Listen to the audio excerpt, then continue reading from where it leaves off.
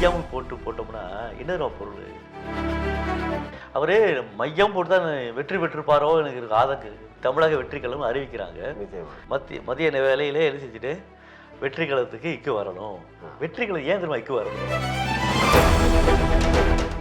அபர்ணா என்றால் அம்மனமானவள், பிருத்திவிராஜ் என்றால் மண்ணாங்கட்டி, யாசிகா என்றால் பெயர் வைக்காதீங்க. பெயர் வைக்காமலே அந்த குழந்தை வளரட்டும். தமிழ்ல பெயர் வைக்கணும்னு ஆசைப்பட்டீங்கன்னா எனக்கு அழகிய இன்னொரு விஷயம் கேட்டீங்கன்னா தமிழ்நாடு அரசுக்கிறே தவறு தானே. பள்ளி வளாகத்திற்குள் தமிழ் பேசக்கூடாது இப்படி எழுதி போட்டிருக்கலாம். இப்படியெல்லாம் இருந்தால் கண்டிப்பாக தமிழை வாழ வைப்பது மிக மிக கடினம். என்ன பாட்டாக பாருங்க, சினிமா பாட்டு பாடுங்க. சுட்டும் வெளி சூடரே, சுட்டும் வெளி சூடரே, என் உலகம் உன்னை சுற்றுதே. எப்படி டாஸ்மார்க்கை ஏற்று நடத்துகிறதோ அதனை போல அனைத்து பள்ளிக்கூடங்களையும் அரசு பள்ளிக்கூடமாக மாற்றிவிட்டால், அரசு உதவி பள்ளிகள்லாம் பார்த்தீங்கன்னா ஒரு சில பள்ளிகள் ஆசிரியர்களை மிகவும் கேவலமாக நடத்துகிறார்கள். கல்வி கரையில கற்பவ நாட்டில மெல்ல நினைக்கும் பிணிபல தெல்லுதே.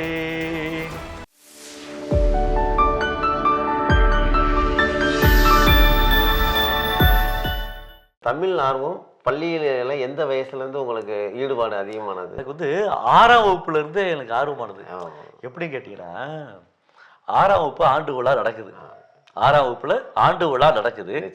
அந்த ஆண்டு விழாவில் என்ன செய்யறாரு, ஓவிய ஆசிரியர் கந்தசாமின்னு சொல்லக்கூடிய ஒரு ஓவிய ஆசிரியர், அவர் என்ன செய்யறாரு, மங்கம்மா சபதம் என்று சொல்லக்கூடிய ஒரு அற்புதமான நாடகம். அந்த நாடகத்தில் பார்த்தீங்கன்னா எனக்கு மங்கம்மா என்று சொல்லக்கூடிய ஒரு பெண் வேடம் போட்டு விட்டாரு. பெண் வேடம் போட்டாருன்னா பார்த்தீங்கன்னா சேலை கட்டி விட்டாரு. நான் ஒரு ஊக்கம் போக சேலை ஒரு ஊக்கம் போக எல்லாம் குட்டி பையனா இல்லையா. அப்போ அதெல்லாம் புகைப்படமாக எடுத்தாங்க. இப்பெல்லாம் புகைப்படத்தை காண எங்கே விட்டோம் தெரியல. அதெல்லாம் மலர் விளைவுலாம் இருந்திருக்கும், அது எங்கே விட்டோம் தெரியல. ஆனால் அந்த மங்கம்மா சபதம் சொல்லக்கூடிய நாடகத்தில் என்னுடைய பெண் வேடம் விட்டு நடிக்க வச்சாரு. அவர் நடிக்க வச்ச உடனே அந்த வசனம்லாம் சொல்லி கொடுத்தாரு. அவர் மேல எனக்கு ஒரு ஈர்ப்பு வந்துச்சு. யார் மேல அப்படின்னா அந்த ஓவியாசிரியர் கந்தசாமி மேல எனக்கு ஒரு ஈர்ப்பு வந்துச்சு. என்னடா அது இவர் அழகா சொல்லி கொடுக்குறாரு. எப்ப 6ஆவது படிக்கும் அழகா சொல்லி கொடுக்குறாரு. அப்ப வசனம் பேசலாம், இப்ப வாத்தியார் ஆயிடலாமா? இப்ப வாத்தியார் ஆகணும்னா வசனம் பேசணும்ல. இப்படி வேடம் போட்டு பேச்சு பாட்டு கட்டணும் வந்து இப்படியே பயணம் பண்ணிக்கிட்டே ஒரு கட்டத்தில் நம்ம +2 12ஆம் வகுப்பு முடிச்ச உடனே அடுத்த கிழமை என்ன சிந்திச்சு அப்படின்னா, சரி நம்ம ஆசிரியரை போக முடியணும், இப்போ தமிழ் வாத்தியாரா போக முடியும். அதனுடைய அமைப்பு தான் முன்னால் சொன்னது பூரா ராமசாமி தமிழ் கல்லூரி எல்லாமே அப்படியே எல்லா இடங்கள்லையும் இன்னைக்கு. அதில் கூட நீங்கள் சமீபத்தில் கூட குழந்தைகளுக்கான சில கட்டுரை போட்டி பேச்சு போட்டியெல்லாம் வச்சு பரிசு வழங்கிட்டு இருந்தோம். அதில் கூட குழந்தைகள் கவனிச்சிங்கன்னா தமிழில் பெயர் எழுதுறதுக்கு நிறைய பேருக்கு நிச்சயமாக தெரியாமல் இருக்கிறது. இது இந்த என்ன ஆங்கில வழி சிபிஎஸ்சி ஐஎஃப்சின்னு அடுத்தடுத்த கல்வி இருந்தாலும் தமிழுக்கு ஒரு அடிப்படை முக்கியத்துவம் இன்னும் கொடுக்கப்பட வேண்டும். கண்டிப்பாங்க. என்னன்னு கேட்டிங்கன்னா, பெயர் வைக்கிறீங்க இல்லை, பெயர் வைக்காதீங்க. பெயர் வைக்காமலே அந்த குழந்தை வளரட்டும். தமிழ்நாட்டில் பிறந்தாச்சு, தமிழர்களாக இருந்தாச்சு, தமிழில் பெயர் வைப்பதில் என்ன தயக்கம்? நிச்சயமா. இப்போ அபர்ணான்னு பெயர் வைக்கிறீங்க. அபர்ணா என்றால் அம்மனமானவள், அர்த்தமே. யாசிகான்னு பெயர் வைக்கிறீங்க. யாசிகா என்றால் பிச்சைக்காரி. பிருத்திவிராஜன் பெயர் வைக்கிறீர்கள். பிருத்திவிராஜ் என்றால் மண்ணாங்கட்டி. அப்ப இதெல்லாம் பிருத்தி என்றாலே மண், பிருத்தி என்றாலே மண். நம்ம உடனே என்ன சொல்வோம், நம்ம மண்ணை ஆளக்கூடியவன், ஒரு அரசனாக இருக்கக்கூடியவன். அப்ப அரசன் வச்சுட்டு போ, ஏன் மன்னன் வச்சுட்டு போ, ஏன் பிருத்திவிராஜன் வச்சா தானே. அது பிருத்திவிராஜன் எப்படி வைக்கிறீங்க, இப்பு போட்டு ரூ போட்டு வைக்கிறீங்க. ஒளிக்கு முதல்ல இப்பு வரவே வர. பிரியான்னு எழுதுறீங்க, இப்பு போட்டு ரீயா வரவே வராது. ஒண்ணு பி போட்டு எழுதிருங்க, பிரியான்னு எழுதிருங்க, இப்பு போட்டு எழுதுறீங்க. அப்ப கார்த்திக்கு எழுதுறீங்க, இக்கு வராதுல. மொழிக்கு முதல்லையும் மொழிக்கு இடையிலையும் மெய்யெழுத்துக்கள் வரும்னா வள்ளியில எழுத்து மட்டும் வராது. கசடதபரை என்று சொல்லக்கூடிய அந்த வள்ளியில எழுத்துக்கள் மட்டும் மொழிக்கு முதல்லையும் வராது, கடைசிலையும் வராது. அப்ப மெய்யெழுத்தாக இருக்கக்கூடியது வள்ளியில மெய்யெழுத்தாக இருக்கக்கூடியது. மற்ற எழுத்துக்கள்லாம் வரும், இடையில வரும், மெல்லியலம்பெல்லாம் வரும்.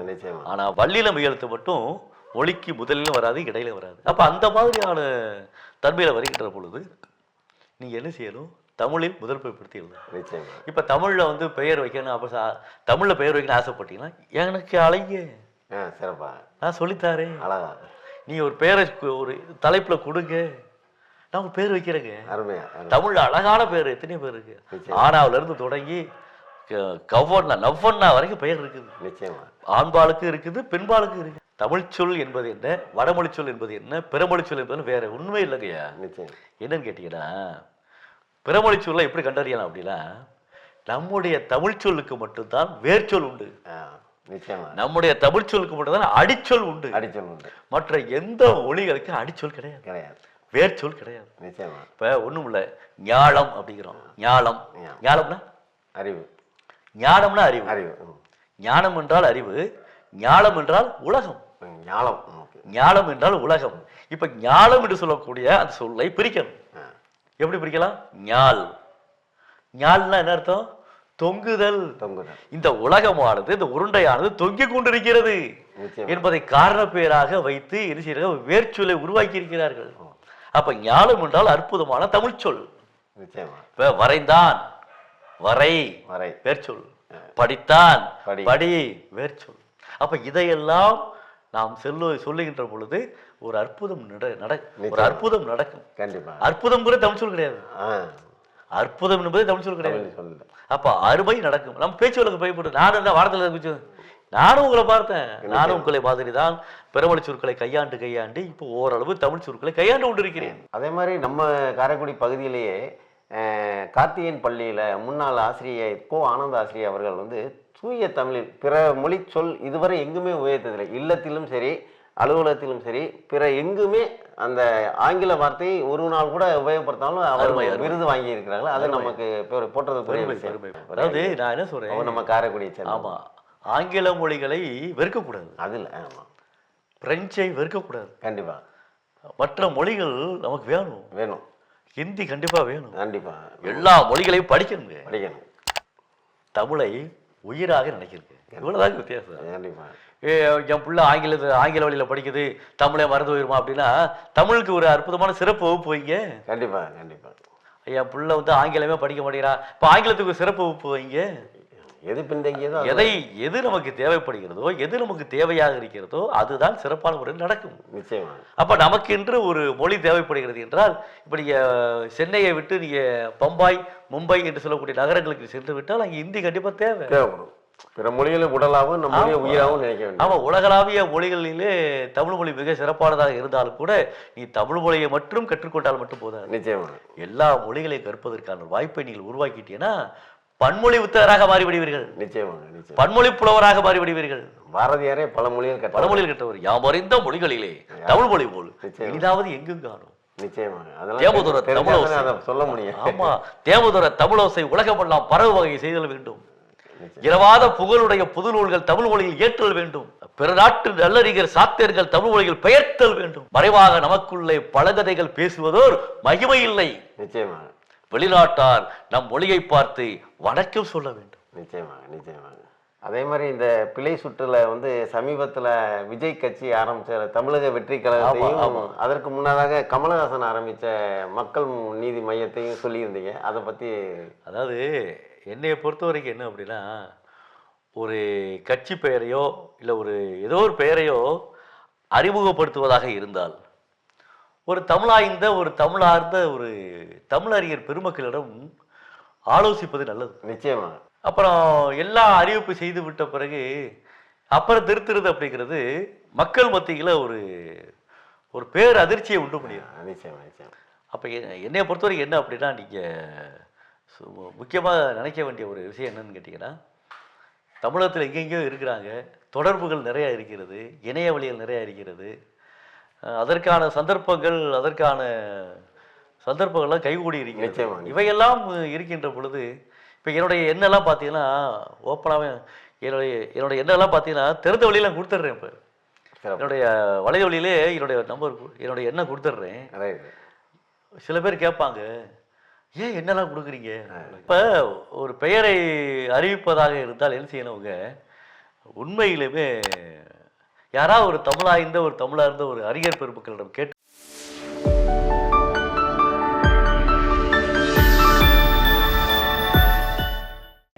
நிச்சயமா.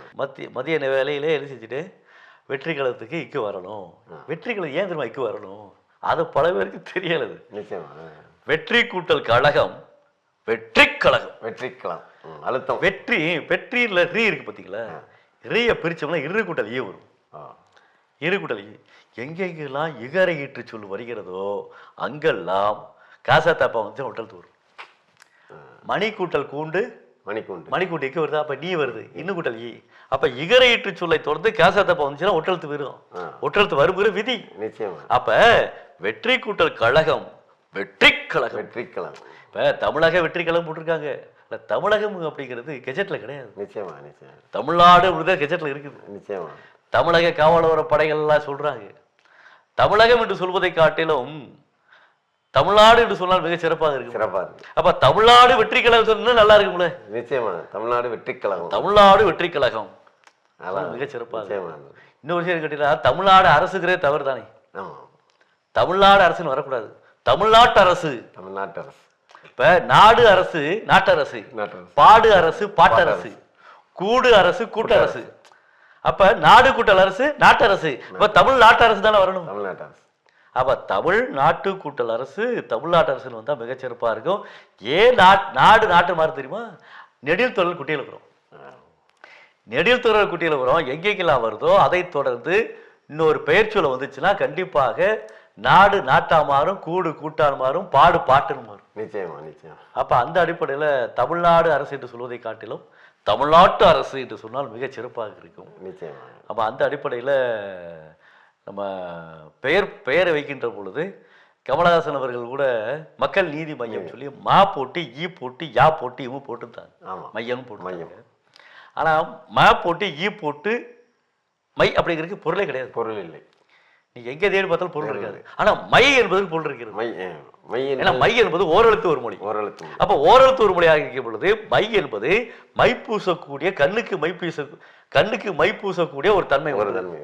இன்னொன்று மை என்றால் அழகு என்று பொருள் உண்டு. இன்னொரு பொருள் இருக்குது, என்ன மை ஊற்றக்கூடியது, ஊற்றி எழுதக்கூடிய ஒரு திரவத்தினுடைய பெயராகவும் இருக்கக்கூடியது. இப்ப மை என்றால் இன்னொரு பொருள் இருக்கிறது, இருட்டு என்று சொல்லக்கூடிய பொருள் இருக்கிறது. அப்ப மையம் என்றால் மை கூட்டல் அம். அப்ப அம் என்றால் ஒரு விகுதி. அப்ப மை என்றால் நடுவில். மக்கள் நீதி மையம் என்று சொன்னா மிக சிறப்பா இருக்கும். மையம் போட்டோம்னா என்ன பொருள்? சுடுகாட்டில் இருக்கக்கூடிய பிணத்தத்தை என்ன சொல்லுவாங்க? மையம் சொல்லுவாங்க. அதாவது நீங்க மதுரை மார்ச்சுவரிக்கு போனீங்கன்னா பிணவரை கிடங்கு இருக்குல்ல, அங்க போனீங்கன்னா அங்க என்ன சொல்லுவாங்க? அந்த அந்த அந்த பிணமான உடலை என்ன செய்வாங்க? ஏய் அந்த மையத்தை அந்த மையத்தை வண்டியில் ஏற்றுப்பா அப்படிமா. மையத்தை வண்டியில் ஏற்றுச்சுன்னா பிணத்தை வண்டியில் ஏற்று மக்கள் நீதி மையம் என்றால் நீங்களே பொருளை தெரிந்து கொள்ளுங்க. அப்போ இந்த மாதிரியான ஒரு விஷயம் அவரு மையம் போட்டு தான் வெற்றி பெற்றிருப்பாரோ எனக்கு ஆதங்கம் இருக்குது. ஏன்னா கமலஹாசன் வந்து ரொம்ப பிடிக்கும் அவரு. நிச்சயமா. ஏன்னா சகலகலா வளவளவா அவரையெல்லாம் நம்ம குறை சொல்றதுக்கு நம்ம ஆள் கிடையாது. இருந்தாலும் ஒரு செயலை செய்கின்ற பொழுது அந்த மக்கள் நீதி மையம் என்று சொல்லக்கூடிய கட்சியினுடைய பெயரை வந்து ஒரு மாற்றம் செய்திருந்தார் என்றால் நிச்சயமா மிக சிறப்பாக இருந்திருக்கும். மையம் என்று சொல்வது பலக மையம் என்று சொல்லியிருந்தால் இன்னும் நல்லா அவருடைய கட்சி இன்னும் பலம் பெற்றிருக்குமோ என்ற ஒரு ஆதங்கம் மனசுல இருந்துகிட்டே இருக்கு. நல்லது. வரட்டும், காலங்கள் மாறும், பார்ப்போம். இன்றைய இளைய தலைமுறைக்கு தமிழ் ஆர்வம் குறைந்ததற்கு கூட்டுவதற்கான வழிகள் எந்த மாதிரி இருக்கணும்? முழுக்க சிபிஎஸ்சி சொல்றாங்க, முழுக்க மெட்ரிகுலேஷன் சொல்றாங்க. இந்த மெட்ரிகுலேஷன் என்று சொல்லக்கூடிய அமைப்பிலையும் சிபிஎஸ்சி என்று சொல்லக்கூடிய ஒரு அமைப்பிலையும் அந்த பள்ளிக்கூடங்களில் தமிழில் பேசாதீர்கள், தமிழில் எழுதாதீர்கள். நான் ஒரு பள்ளிக்கூடத்துக்கு ஆங்கில வழி பள்ளிக்கூடத்துக்கு பேச போயிருந்தேன். அந்த சுவரில் எழுதியிருந்தாங்க பள்ளி வளாகத்திற்குள் தமிழ் பேசக்கூடாது.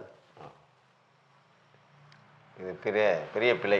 ஆமா, பள்ளி வளாகத்திற்குள் தமிழ் பேசக்கூடாது. நீ இப்படி எழுதி போட்டிருக்கலாம், பள்ளி வளாகத்திற்குள் ஆங்கிலம் மட்டும்தான் பேச வேண்டும் எழுதி போட்டுதான் மிக சிறப்பாக இருந்திருக்கும். நிச்சயமா. நீங்க பள்ளி வளாகத்திற்குள் தமிழ் பேசக்கூடாது என்று அது முறையற்ற செய்வதற்கு அவங்க எழுதி இட்டதற்கு உரிமையே கிடையாது. அவர்கள் எப்படி அந்த மாதிரி வார்த்தைகளை அவர்கள் எப்படி இந்த மாதிரி சொற்களை எல்லாம் சுவரில் எழுதி போட்டார்கள் எனக்கு தெரியல. நிச்சயமா. இப்படியெல்லாம் இருந்தால் கண்டிப்பாக தமிழை வாழ வைப்பது மிக மிக கடினம். அந்த அடிப்படையில் தமிழ் வாழ்வதற்கும் வளர்வதற்கும் முக்கியமாக பள்ளிக்கூடங்கள் பெரும்பங்காற்றி வருகின்றன. அதிலே பார்த்தீங்கன்னா நம்முடைய தமிழ்நாட்டு அரசு என்ன செய்யுது, எல்லா பள்ளிக்கூடங்களையும் தமிழை முதன்மை பாடமாக வைத்திருக்கிறது. அந்த முதன்மை பாடத்தை மற்ற மெட்ரிகுலேஷன் பள்ளிகளிலும் ஆங்கில வழி பள்ளிக்கூடங்களிலும் சிபிஎஸ்சி பள்ளிக்கூடங்களிலும் கொண்டு வந்துட்டாலும் மிகச்சிறப்பாக இருக்கு. இதில் ஒரு என்ன கொடுமை அப்படின்னு கேட்டிங்கன்னா, சிபிஎஸ்சி பள்ளிக்கூடத்தில் தமிழே கிடையாது, தமிழ் இல்லை, தமிழ் என்பதே கிடையாது. அவங்க ஆன்சிலரி லாங்குவேஜாக என்ன வைக்கிறாங்க அப்படின்னா, ஃப்ரெஞ்சு எடுத்துக்கிறாங்க, ஹிந்தியை எடுத்துக்கிறாங்க, தமிழை ஒதுக்கி விடுகிறார்கள். பல பெற்றோர்கள் கதறாங்க என்கிட்ட, யா தமிழே தெரியலங்கய்யா. நான் உடனே என்ன கேட்பேன், உங்கள் பையன் சிபிஎஸ்சியில் படிக்கிறானா? ஆமாங்க ஐயா, தமிழை ஆங்கிலம் நல்லா படிக்கணும்னு சொல்லி அவன் ஆங்கிலத்தில் புலமை பெற்றிருக்காங்க ஐயா. நான் கிராமத்தில் வளர்ந்து வந்த ஆளுங்க ஐயா. ஆனால் என் பையன் தமிழே தெரியாமல் போய் விடுவானோ என்ற ஒரு பயம் என்னுடைய மனசுக்குள்ள இருக்குங்கய்யா. ஆதங்கப்படுறாங்க, கதறாங்க, அழுகுறாங்க. இதையெல்லாம் நடத்தி பார்க்கின்ற பொழுது மாணவர்கள் மத்தியில் தமிழை கொண்டு வர வேண்டும் என்றால் ஒரே ஒரு செய்தி தான், அடிப்படையை தமிழின் மூலமாக இருக்கக்கூடிய அடிப்படையை விரிவுபடுத்த வேண்டும். நிச்சயமா. இப்போ எப்படி ஆங்கிலத்திற்கு அறிவியலுக்கு எப்படி முக்கியத்துவம் கொடுக்கின்றமோ அதனை போல தமிழுக்கு முக்கியத்துவம் கண்டிப்பாக அரசு கொடுக்க வேண்டும். அரசு கொடுக்க வேண்டும்.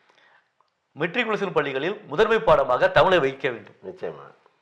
அப்புறம் நாங்கள் பள்ளிக்கூடம் வைக்கிறோம், நாங்கள் இப்படி நடத்தி போயிடலாம்ல.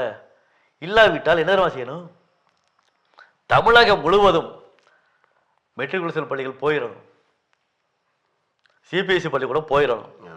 முழுக்க முழுக்க தமிழக அரசே எப்படி டாஸ்மார்க்கை ஏற்று நடத்துகிறதோ அதனை போல அனைத்து பள்ளிக்கூடங்களையும் அரசு பள்ளிக்கூடமாக மாற்றிவிட்டால் தமிழ் கண்டிப்பாக முதன்மை பெறும். மற்ற எந்த வெளிநாடுகளிலையும் தனியார்கள் பள்ளிக்கூடம் வைப்பதே கிடையாது. இல்லை. அது மாதிரி மற்ற எந்த நாடுகளிலும் தனியார் பேருந்துகள் இருக்காது. நம்ம நாட்டில் மட்டும் தனியாருக்கு தாரை வார்த்திருக்கிறோம். அப்போ ஆங்காங்கே இருக்கக்கூடிய மெட்ரிகுலேஷன் பள்ளிகள், ஆங்காங்கே இருக்கக்கூடிய சிபிஎஸ்சி பள்ளிகள், ஆங்காங்கே இருக்கக்கூடிய அரசு உதவி பெறும் பள்ளிகள், அரசு உதவி பெறும் பள்ளிகள்லாம் பார்த்தீங்கன்னா ஒரு சில பள்ளிகள் ஆசிரியர்களை மிகவும் கேவலமாக நடத்துகிறார்கள். ஆசிரியர்கள் மிகவும் படாதபாடு படுகிறார்கள். அது அரசு உதவி பெறும் பள்ளிகள் அனைத்தையும் அரசு பள்ளிக்கூடமாக மாற்றிவிட்டால் என்ன குறை போகிறது?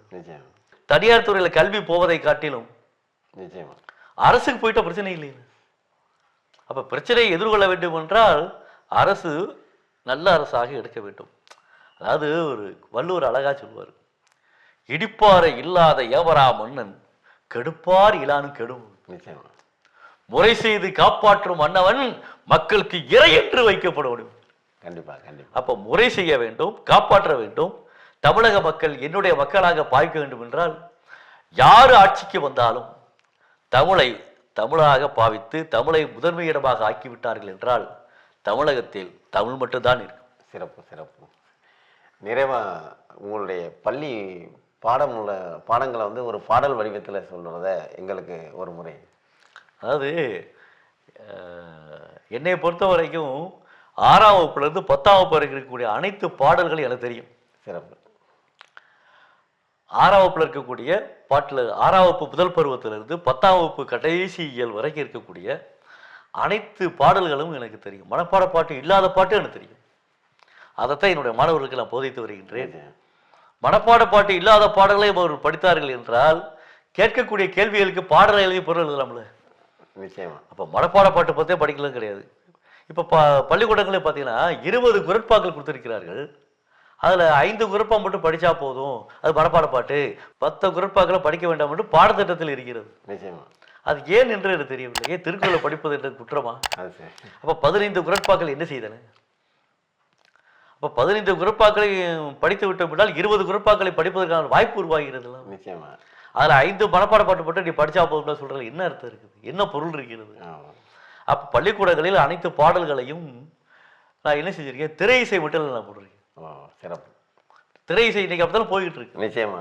நீ காலத்துக்கு ஏற்ப என்ன செய்யணும், அந்த பாடலை புகுத்த வேண்டும் என்றால், பாடலை மனதிற்கு நிலைநிறுத்தப்பட வேண்டும் என்றால் அவர்கள் போன போக்கில் போயிடணும். நிச்சயமா. நான் ஒரு நாள் என்ன செஞ்சேன், மதுரை டிவிஎஸ் பள்ளியில் பணியாற்றுகின்ற பொழுது ஒரு பாடலை வந்து நான் பாடிச்சேன். ஒரு பாடலை வந்து படித்தேன். எப்படி படித்தேன்? கல்வி கரையில கற்பவ நாள் சில அப்படின்னு 10 பேர் தூங்கிட்டேன். உங்கய்யா உங்க பாட்டையா கேட்டேன். அது சரி. இது என்ன பாட்டாவை பாடுறீங்க? சினிமா பாட்டு பாடுங்க. டேய் சினிமா பாட்டுலாம் பாடக்கூடாதா? சினிமா பாட்டுலாம் பாட தலைமை ஆசிரியர் திட்டுவாரா அப்படின்னு சொன்னா, இல்லைங்கய்யா தலைமை ஆசிரியர் திட்டினா உங்களத்தான் திட்டுவாரு. அது சரி. எங்களையெல்லாம் திட்ட மாட்டார்ல, பாடுங்கய்யா அப்படின்ட்டேன். அப்பதான் யோசிச்சேன், சரி இந்த பாட்டை சினிமா பாட்டு மெட்டில் போட்டு திரைப்பட இசையில போட்டு மெட்டு அமைத்து பாடினோம் என்றால் மாணவர்களுக்கு மிக பயனுள்ளதாக இருக்கும் என்று நினைத்தேன். அதன்படியே அந்த பாடலை மெட்டு அமைத்து பாடினேன். என்ன பாடினேன் அப்படின்னா, கல்வி கரையில கற்பவர் நாள் சில மெல்ல நினைக்கும் பிணிபல தெல்லுதேன் ஆராய் தமை உடைய கற்பவே நீரொழிய பாலுன் குறியின் தெரிந்து அங்கன் விசும்பின் அகநிலா பாரிக்கும் திங்கள் சான்றோர் ஒப்பர்வன் திங்கள் திங்கள் திங்கள் சான்றோர் ஒப்பர்வன் திங்கள். அவன் உடனே அப்புறம் அப்படின்னு மறுமாற்றும் சான்றோரைத்து ஆற்றாத்தேரும் வந்து தெய்வர் ஒரு மாசு ஊரில் நல்லார் என தானடி விரும்பி கொண்டாரை அல்லாரெடு அடக்கி கோளல் வேண்டும் நெல்லுக்கு உமை உண்டு நீருக்கு நுரை உண்டு புள்ளிதழ் பூவிற்கும் உண்டு உண்டு புள்ளிதழ் பூவிற்கும் உண்டு. அது உடனே சுட்டும் வெளி சூடரே சுட்டும் வெளி சூடரே என் உலகம் உன்னை சுற்றுதே. அருமை அருமை. அப்ப எந்த ஒரு பாட்டாக இருந்தாலும் அது கடினமாக பாட்டாக இருந்தால் திரை இசை மெட்டில் கொடுத்துட்டோம்னா அவன் எளிதா பாடிட்டு போறான். நமக்கு தேவை இனிக்கும் கல்வி, நமக்கு தேவை இனிக்கும் தமிழ், நமக்கு தேவை இனிக்கும் இலக்கணம். இதானே இதை எப்படி கொடுத்தா என்ன? பெரிய பலாப்பழத்திற்கு அதை வெட்டி எடுத்து சுளைய கையில் கொடுத்துறது எப்படி, அதுக்கு பலாப்பழத்தையே கொடுக்கறது எப்படி? அப்ப எவ்வளவு பெரிய கடினமான வார்த்தைகள், கடினமான சொற்கள், கடினமான பதங்கள் எவ்வளவு இருந்தாலும் அதை எளிமைப்படுத்தி பிள்ளைகள்கிட்ட கொடுத்துட்டோம்னா மிக மிக சிறப்பாக இருக்கும். நிச்சயமா. 9ஆம் வகுப்போட ஒரு அற்புதமான 4 ஒரு பாட்டுங்க, குறுந்தொகையில் வரக்கூடிய பாட்டு. நசை பெரிது உடைய நல்களும் நல்குவர் பிடிப்பசி கலகிய பெருங்கை வேளம் மென்சீனை யாம்போலிக்கும் மென்சீனை யாம்போலிக்கும் அன்பின தோழி அவர் சென்றாரே. உங்கள் மொழி பொற்றே வெளி உலகுக்கு உங்களை கொண்டு வந்ததில் நாங்கள் பெருமை கொள்கிறோம். உங்களை இவ்வளவு நேரம் எங்களோடு உங்களுடைய நேரத்தை, பொன்னான நேரத்தை தந்ததில் மிகவும் மகிழ்ச்சி அடைகிறோம். மிக்க நன்றி ஐயா. நன்றி ஐயா. நன்றி. நல்லாவின் பால் முழுதும் கன்றுக்கில்லை, நறும்புவின் மனம் முழுதும் சோலைக்கில்லை, நெல்லாவும் கதிர் முழுதும் நிலத்துக்கில்லை, நிறைகின்ற நீர் முழுதும் குளத்துக்கில்லை, பல்லாரும் கனி முழுதும் மரத்துக்கில்லை, பன்னாரும் இசை முழுதும் யாழுக்கில்லை, எல்லாமே பிறர்களை காணுகின்றேன், நானும் என்னாலும் பிறருக்காக உழைக்க வேண்டுகின்றேன். இது உங்கள் காரைக்குடி யூடியூப் சேனல். அவசியம் அனைவரும் பாருங்கள், சப்ஸ்கிரைப் பண்ணுங்கள், கமெண்ட்ஸ் பண்ணுங்கள். நன்றி.